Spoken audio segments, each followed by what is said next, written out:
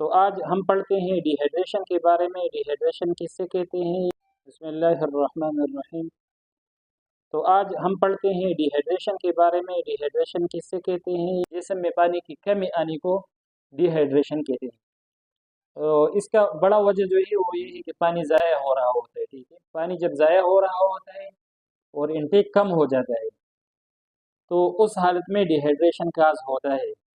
Dehydration کے causes میں بچوں میں وومیٹنگ ہے، لوز موشنز ہے، یا دونوں ایک ساتھ بھی ہو سکتے ہیں، وومیٹنگ اور لوز موشنز۔ بچہ بیمار ہے، اس کو بخار ہے، فیور ہے، میزلز ہے، یا کوئی اور بیماری ہے جس کی وجہ سے اس کا اورل انٹیک کم ہو گیا ہے۔ جب انٹیک کم ہو جاتا ہے پانی کا تب بھی پانی کم پڑ جاتا ہے، ڈیہائیڈریشن کاز کر سکتا ہے۔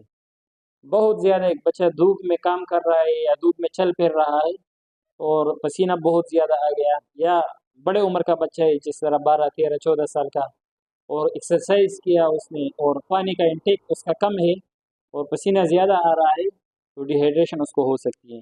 مین وجوہات جو بڑے وجوہات ہیں اس میں وومیٹنگ ہے اور لوز موشن، بڑے ہمارے معاشرے میں یہ بہت بڑے وجوہات ہیں۔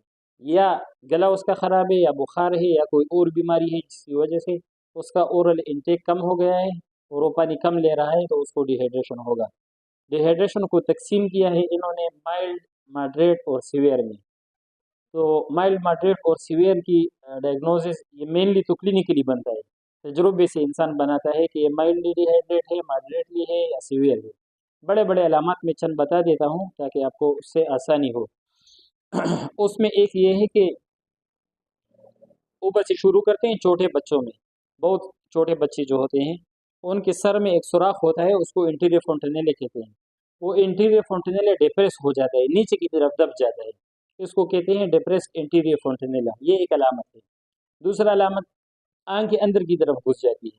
تیسرا علامت سکن پنچ، سکن کو آپ پکڑیں گے اور جب اوپر سے ہاتھ ہٹائیں گے تو سکن واپس جائے گا نارملی، لیکن جب ڈی ہائیڈریشن ہوگی تو سکن پنچ یہ زیادہ ٹائم واپس جانے میں زیادہ ٹائم لے گا نارمل سے۔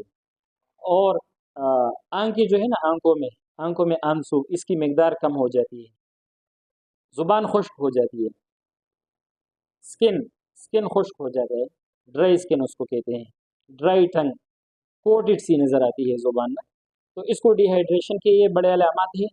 پھر انہی علامات کی سیوریٹی کو ہم دیکھتے ہیں اور اسی کی بنا پر ہم دیکھتے ہیں کہ یہ مائلڈ ہے، ماڈریٹ ہے یا سیویئر ہے۔ مائلڈ کو تو عام طور پہ لوگ کنسیڈر بھی نہیں کرتے۔ ماڈریٹ اور سیویئر میں جو بہت بڑا فرق ہے وہ یہ ہے کہ سیویئر میں بچہ ڈراؤزی ہو جائے گا، پانی نہیں پیے گا، ترس اس کی کم ہو جائے گی، ٹھیک ہے، پیاس اس کا کم ہو جائے گا اور وہ سو جائے گا۔ ماڈریٹ میں جو ہے آپ کے ساتھ بچے کی ترس، پیاس زیادہ ہوتی ہے۔ بچہ جو ہے نا وہ چاہتا ہے کہ مجھے جوس پلاؤ، مجھے پانی پلاؤ، مجھے دودھ پلاؤ، وہ مانگے گا آپ سے۔ تو ماڈریٹ میں اس طرح کا بچہ ایکٹیو بھی ہوگا اور بچہ جو ہے اریٹیبل بھی ہوگا، اور بچہ پیاس اس کا زیادہ ہوگا، وہ مانگے گا پانی۔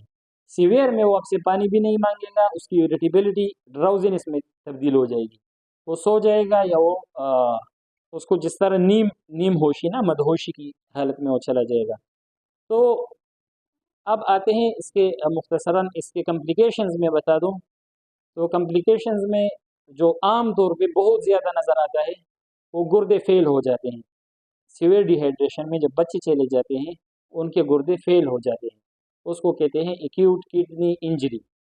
پھر اس کا علاج پاسبل ہے، اللہ پاک ان کو واپس شفا دیتے ہیں، بہت سارے کیسز ریورس ہو جاتے ہیں، ٹھیک ہو جاتے ہیں ایکیوٹ کڈنی انجریز کے جو ڈی ہائیڈریشن کی وجہ سے ہوتے ہیں۔ اچھا، تو ایک بات ہو گئی ایکیوٹ کڈنی انجری کی۔ ایک کمپلیکیشن اس میں الیکٹرولائٹس امبیلنس بھی ہو سکتا ہے، سوڈیم یا کم ہو جائے گا یا زیادہ ہو جائے گا یا نارمل رہتا ہے اکثر۔ تو الیکٹرولائٹس امبیلنس کی وجہ سے بھی ہم اس کو ڈی ہائیڈریشن کو اکثر تقسیم کرتے ہیں۔ اگر سوڈیم زیادہ ہو جائے تو ہم کہتے ہیں ہائپر نیٹریمک ڈی ہائیڈریشن۔ اگر سوڈیم کم ہو جائے اور ڈی ہائیڈریشن ہو جائے بچے کو، ہم کہتے ہیں ہائپو نیٹریمک ڈی ہائیڈریشن۔ ہائپو نیٹریمک میں اس کا علاج الگ ہے، ہائپر نیٹریمک کا علاج الگ ہے، اور آئسو نیٹریمک، عام طور پہ آئسو نیٹریمک ڈی ہائیڈریشن ہوتی ہے بچوں میں، جو ہم ٹریٹ کر سکتے ہیں، ہر جگہ پہ اس کا علاج ہو سکتا ہے۔ بچہ جو ہے نا اگر ہائپر نیٹریمیا یا ہائپو نیٹریمیا میں چلا گیا تو خدا نخواستہ اس کو فٹس بھی آ سکتے ہیں، اس کو جھٹکے بھی آ سکتے ہیں۔ اور ڈی ہائیڈریشن کی وجہ سے بچہ جب ڈراؤزی ہو جائے اور انٹیک اس کا کم ہو جائے اور گلوکوز کا لیول بھی کم پڑ جائے تو ہائپوگلائسیمک فٹس بھی ہو سکتے ہیں، لیکن اس کا وجہ تو گلوکوز کی کمی ہوگی، کیونکہ سیویئر ڈی ہائیڈریشن میں جائے گا، پھر اس کا اورل انٹیک نہیں ہوگا، تو اورل انٹیک کی کمی کی وجہ سے جب انٹیک نہیں ہوگا تو گلوکوز کی کمی آئے گی، تو ہائپوگلائسیمک فٹس اس میں ہو سکتے ہیں۔ بہرحال acute kidney injury, electrolytes imbalance, یہ بڑے بڑے اس کے پیچیدگیوں میں ہے۔ کبھی کبھی سیویئر ڈی ہائیڈریشن کی وجہ سے ایک کیس میں نے دیکھا ہوا تھا ڈی کے اے میں، ڈائبیٹک کیٹوسیڈوسس جس کو کہتے ہیں، جس کو تھرومبوسس ہوئی تھی اور اس کو اسکیمک سٹروک ہو گیا تھا اس کی وجہ سے۔ بہرحال علاج اس کا مائنڈ میں تو یہ ہے کہ اس کو عام طور پہ لوگ کنسیڈر بھی نہیں کرتے، اور گھر میں بچہ موجود ہو تو زیادہ سے زیادہ آپ اس کو او آر ایس پلائیں، نیمکول جس کو ہم عام زبان میں کہتے ہیں، او آر ایس۔ اور اگر ماڈریٹ ڈی ہائیڈریٹ ہو گیا بچہ تو ماڈریٹ ڈی ہائیڈریشن میں بھی اچھی بات یہ ہے کہ آپ اس کو اورلی آپ اس کو پلائیں، اگر وہ پی رہا ہے تو آپ اس کو بار بار پلائیں اور کوشش کریں کہ اس کی ہائیڈریشن آ جائے نارمل تک۔ اور اگر وہ نہیں لے رہا تو آپ اس کو انجی پاس کریں، انجی پاس کر کے اس کو نیزو گیسٹرک فیڈ پہ ڈالیں، اس کو دودھ پلائیں، او آر ایس پلائیں، واٹری کنٹینٹ آپ اس کو دیں، جوسز آپ اس کو دیں۔ اگر ایسے ڈائریا ہے جو لوز موشنز ایسے ہیں جو جوسز سے زیادہ بڑھنے کا امکان ہو تو بالکل آپ اس کو نہ دیں۔ سیویئر ڈی ہائیڈریشن خطرناک چیز ہے، سیویئر ڈی ہائیڈریشن میں بچہ شاک کو بھی چلا جاتا ہے، بی پی اس کا بالکل لو پڑ جاتا ہے، مکمل ہائپو والیومیا ہوتا ہے، ہائپو والیومک شاک اس کو ہم کہتے ہیں، پلس آپ کو فیل نہیں ہوگا، یا اگر فیل ہوگا تو بہت کمزور ہوگا۔